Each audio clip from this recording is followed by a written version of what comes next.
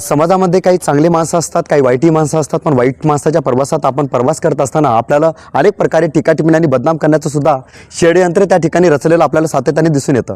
परंतु जगद्गुरू संत तुकोबाराय या ठिकाणी सुद्धा वाईट माणसाची प्रवृत्ती जशी असते तशी त्या प्रकारे त्यांना कशा प्रकारे आपण समजू शकतो या श्लोकातून जगद्गुरू संत तुकोबाराय सांगतात की मऊ मेनावनी आम्ही विष्णुदास कठीण वज्रास भेंदू ऐसे मेरे जित असे ते निजून जागे जो जो जे जे मागे ते ते देऊ भले तरी देऊ कासेची लंगोटी नाथाळाच्या काठी देऊ माता माय बापानही बहु मायवंत करू घात पात शत्रूंनी अमृत गोड काय आमच्या पुढे विष ते बापुडे कडू किती तुका म्हणे आम्ही अवघीची गोड ज्यापुरे कोड त्याचपुरे.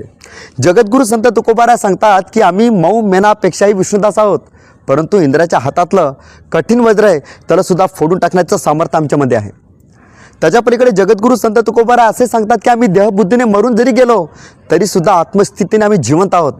देहसंबंधाने सुद्धा आम्ही निद्रिस्त असलो तरी सुद्धा आत्मसंबंधाने आम्ही जागृत आहोत. त्याच्या पलीकडे जगद्गुरू संत तुकोबाराय असे सांगतात की जी चांगली माणसं आहेत त्याच्यासाठी आम्ही कासेची लंगोटी देऊ परंतु नाथाळच्या मस्तकात काठीसुद्धा आणू. अशा प्रकारचं सुद्धा जगद्गुरू संत तुकोबाराय पुढे असे सांगतात की मायबापांनी पुष्कळ माया करणारे आम्ही बहु मायावंत आहोत आणि शत्रूपेक्षा अधिक पटीने घातपात करणारी शत्रूपेक्षा सुद्धा आम्ही खतरनाक आहोत, धोकेदायक आहोत.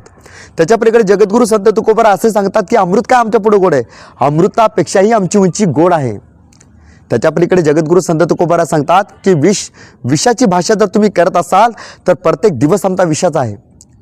म्हणजे जगद्गुरू संत तुकोबाराय सांगण्याचा आशय असा आहे की आम्ही सर्व चांगलीच आहोत परंतु जशी ज्याची इच्छा असेल आमच्याकडून असेल ती इच्छासुद्धा आम्ही पूर्ण करू शकतो. इतकी सुद्धा आमच्यामध्ये सामर्थ्य आहे, इतकी सुद्धा आमच्यामध्ये धमक आहे.